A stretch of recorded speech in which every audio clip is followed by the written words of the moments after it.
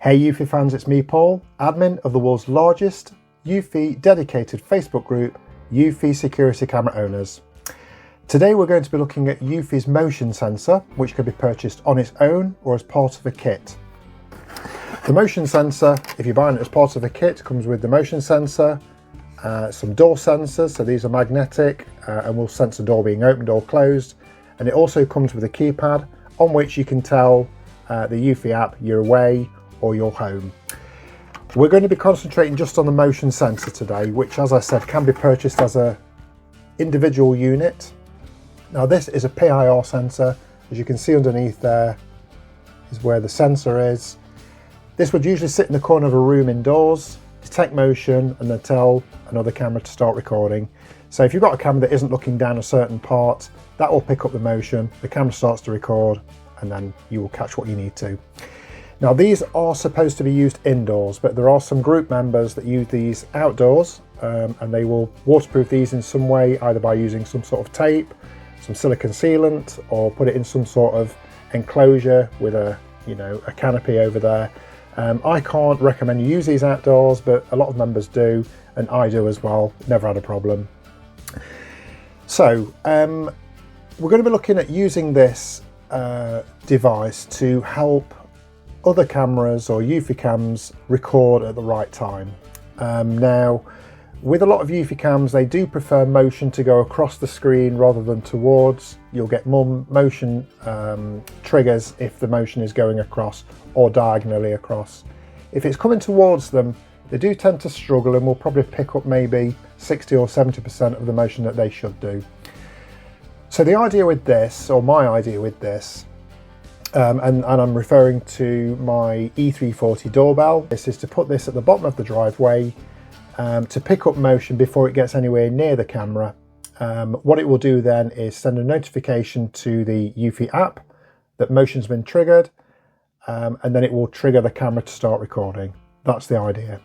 So the distance between my doorbell and where this motion sensor sits is probably 10 meters, which is maybe too far for a Eufy cam to pick up motion, especially if it's coming towards the camera. With this sat at the bottom of the driveway and you've got, say, a postman or somebody walking past this, it will hopefully trigger the doorbell. That will start to record and get them a lot earlier. So what I will do is attach this, which is the bracket, to a brick wall. There's a couple of screw holes there, and then this will attach to the PIR sensor, like so. This can then be angled down, up, left and right. Provided that gets motion going across, it should then hopefully trigger what it needs to. So now this has been set up at the bottom of the driveway. As you can see, it's a fair distance from the doorbell. So to use the PIR sensor to trigger any camera, it doesn't have to be the doorbell, it can be any Eufy cam on the, as long as it's connected to the same home base. We go to the Eufy app and we go to security at the bottom of the screen. Then we go to automations at the top of the screen. Now in there you'll see a list of triggers I already have, and to set up a new one we press plus. We then have to tell the app what we want the first action to be. So the action is motion spotted or motion detected, and the trigger is then my doorbell to start recording. Now once you've set that up, you need to give it a name. So in this case I'll call it doorbell motion trigger, and we save that, and then we can see in the app that is a automation now ready to go. So to test this, if I walk past the motion sensor, it should then trigger the doorbell to start recording. And as we can see, it's picking me up quite a way down the drive. So as I mentioned, these can be set up to trigger any Eufy cam on the same home base.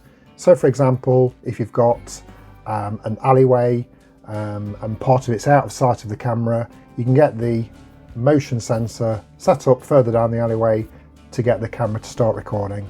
Now, if you go for the kit option, you also get the door sensors. These are magnetic,